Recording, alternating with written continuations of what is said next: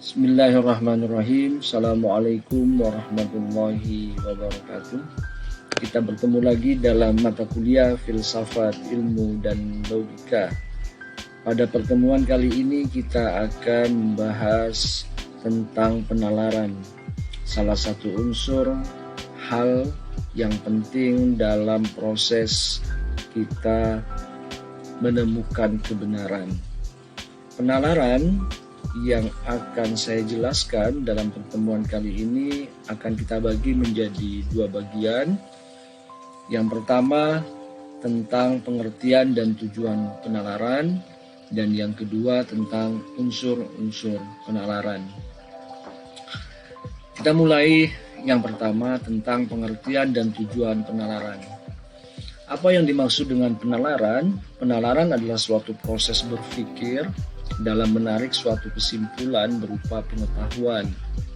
Penalaran adalah proses berpikir yang menggabungkan dua pemikiran atau lebih untuk mendapatkan pengetahuan baru dengan memperhatikan asas-asas pemikiran. Nah, penalaran memang berbeda dengan berpikir biasa, karena sesungguhnya seluruh manusia atau semua manusia atau semua kita itu berpikir. Tapi ada satu proses berpikir di mana kita akan memperoleh suatu kesimpulan atau suatu proses berpikir di mana kita berupaya untuk memperoleh sesuatu yang benar dari proses berpikir kita itu. Nah, inilah yang disebut dengan penalaran. Nah, karena itu ada yang mengatakan bahwa penalaran adalah proses berpikir yang menggabungkan dua pemikiran atau lebih untuk mendapatkan pengetahuan baru dengan memperhatikan asas-asas pemikiran. Jadi sesungguhnya penalaran itu juga bisa dimulai dari sesuatu yang sudah kita ketahui sebelumnya, atau kita bisa menggabungkan pemikiran-pemikiran yang kita sudah ketahui. Bisa pemikiran siapa saja yang kita ketahui, kemudian untuk kita ambil satu kesimpulan baru dengan memperhatikan asas-asas pemikiran. Nah, apa tujuan dari penalaran? Tentu saja tujuan dari penalaran itu adalah untuk mengetahui, untuk memperoleh sesuatu yang lain yang belum kita ketahui berdasarkan sesuatu yang kita sudah ketahui. Penalaran akan menghasilkan kesimpulan yang benar jika ditarik dari premis yang benar, bukan sebaliknya. Nah, ini ada faktor lain yang juga penting menjadi perhatian kita bersama, bahwa sebuah penalaran itu memang dimaksudkan atau ditujukan untuk memperoleh pengetahuan baru. Nah, agar kita bisa memperoleh pengetahuan yang baru, terutama pengetahuan yang baru itu adalah pengetahuan yang benar, maka kesimpulan yang ditarik dari proses penalaran itu harus dibangun, harus dikonstruksi dari premis yang benar. Apa yang dimaksud dengan premis? Premis adalah proposisi yang pada kali ini atau pada kesempatan kali ini akan kita jelaskan. Nah, proposisi sesungguhnya merupakan satu bagian atau merupakan suatu unsur dari penalaran. Nah, dalam konteks ini saya akan menjelaskan beberapa hal terkait dengan proposisi. Yang pertama tentang pengertian proposisi, jenis proposisi, bentuk proposisi, dan unsur-unsur yang ada di dalam proposisi seperti subjek, predikat, kuantifier, dan kopula. Kita mulai dari yang pertama tentang pengertian proposisi. Proposisi adalah pernyataan dalam bentuk kalimat yang dapat dinilai benar atau salah.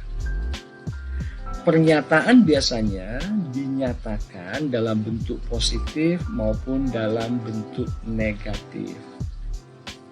Sampai di sini mungkin ada sudah memperoleh gambaran apa sesungguhnya yang dimaksud dengan proposisi. Proposisi itu semua pernyataan yang kita buat dalam bentuk kalimat. Dan pernyataan itu bisa dinilai benar atau salah. Sehingga nanti Anda harus bisa membedakan mana yang disebut proposisi atau pernyataan, mana yang bukan proposisi atau bukan pernyataan dalam konteks logika. Tapi yang jelas, sebuah proposisi atau sebuah pernyataan yang kita nyatakan dalam kalimat itu harus dapat kita nilai atau dapat dinilai benar atau salah. Ya, ini contohnya. Kita lihat proposisi yang positif atau pernyataan yang positif. Hasan adalah manusia penyabar. Besi bila dipanaskan memuai. Agus Salim adalah diplomat. Kita lihat ini adalah pernyataan dalam bentuk kalimat. Di mana pernyataan ini bisa kita nilai salah atau benar. Hasan adalah manusia penyabar. Pernyataan kita akan benar jika memang Hasan itu adalah seorang penyabar. Pernyataan kita akan salah jika bertentangan dengan kondisi Hasan. Nah, ini yang dimaksud dengan sebuah pernyataan yang kita nyatakan dalam kalimat yang kita sebut dengan proposisi itu harus bisa dinilai benar atau salah. Meskipun pernyataan itu dinyatakan dalam bentuk negatif. Contohnya, semua gajah tidak punah di tahun 1984.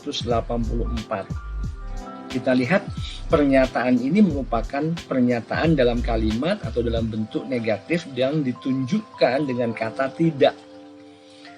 Shakespeare bukan pemimpin militer. Di sini juga kita lihat sebuah pernyataan dalam bentuk negatif yang ditunjukkan dengan kata bukan. Besi tidak lebih ringan daripada air tawar. Ini juga merupakan pernyataan dalam bentuk negatif, ya, tapi dia bisa dinilai benar atau salah, ya. Jadi proposisi itu bisa kita nyatakan dalam bentuk positif maupun dalam bentuk negatif. Tapi yang pasti atau yang jelas, sebuah proposisi yang kita nyatakan itu harus dapat dinilai benar atau salah. Kapan dia benar? Dia akan benar atau pernyataan itu akan benar jika sesuai dengan kenyataannya.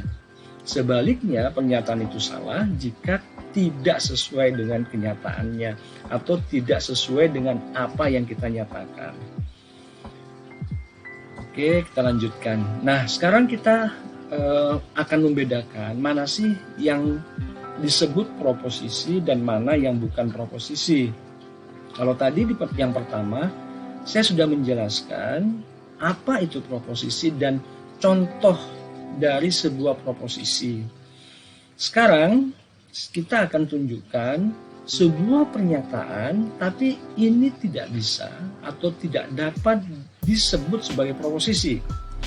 Perhatikan contohnya. Semoga Tuhan selalu melindungimu. Ini bukan proposisi. Kenapa tidak dapat kita sebut proposisi?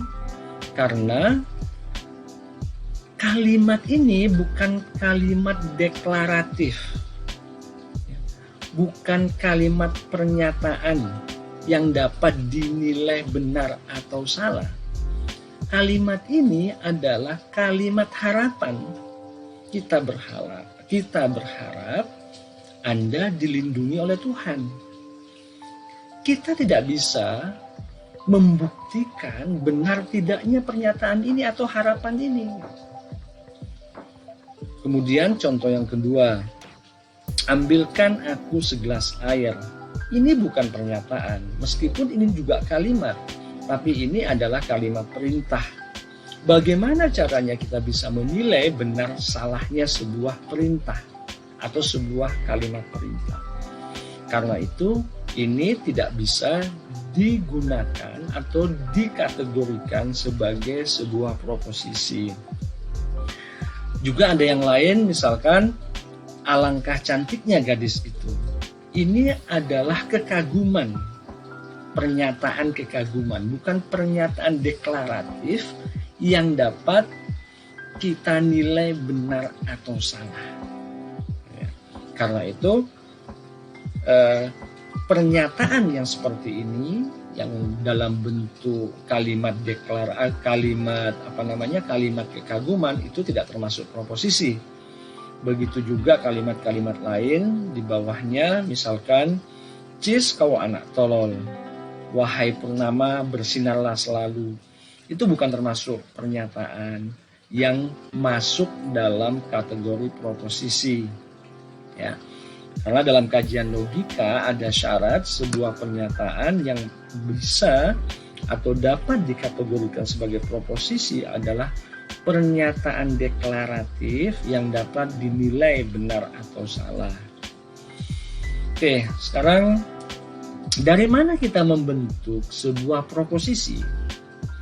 Kita dapat membentuk atau membuat sebuah proposisi dari sikap kita terhadap realitas. Nah, pada proses penalaran, kita dituntut untuk dapat mengambil sikap terhadap kenyataan. Apakah kita mengakui dalam hal ini adalah membenarkan, atau memungkiri dalam hal ini adalah tidak mengakui kebenaran hubungan antara dua hal. Misalkan tadi, kalau saya menyatakan Hasan adalah manusia penyabar, ini artinya saya sedang mengambil sikap terhadap Hasan. Katakanlah Hasan saat ini saya posisikan sebagai realitas. Kemudian saya mengambil sebuah pernyataan tentang Hasan. Nah, apakah pernyataan saya itu benar atau salah? Itu bisa dibuktikan dengan apa ya? Bertanya, melihat kepada kondisi Hasan. Apakah Hasan memang ada indikator sebagai orang yang penyabar atau bukan? Nah, di mana kita bisa melihat hubungan antara dua hal? Nah, yang dimaksud dengan hubungan antara dua hal ini adalah hubungan antara subjek dan predikat. Ketika saya menyatakan sesuatu tentang sesuatu, itu artinya saya sedang memposisikan subjek, kemudian saya menerangkan predikatnya. Ini yang dimaksud dengan hubungan antara dua hal. Nah, dalam konteks logika, mengakui atau memungkiri kebenaran terlihat pada proposisi atau putusan atau pernyataan. Nah, inilah istilah-istilah lain dari kata proposisi dalam konteks logika. Jadi kadang-kadang proposisi itu kita sebut dengan putusan, kadang-kadang proposisi itu kita sebut dengan pernyataan. Nah, ketika proposisi itu menjadi dasar untuk menarik kesimpulan, maka proposisi itu disebut dengan premis. Gitu ya. Oke, sekarang coba perhatikan foto berikut ini. Nah, Anda bisa membuat pernyataan dari foto yang Anda lihat. Kira-kira Anda akan menyatakan apa terhadap foto ini. Nah, kemudian foto yang kedua, Anda juga bisa melihat foto ini. Dari foto tersebut, kita sedang menghadapi realitas. Nah, apa yang akan kita nyatakan ketika kita melihat sebuah realitas? Inilah nanti yang melahirkan proposisi. Ingat sekali lagi, proposisi itu adalah pernyataan deklaratif yang dapat dinilai benar atau salah. Sekarang kita masuk pada 3 unsur proposisi.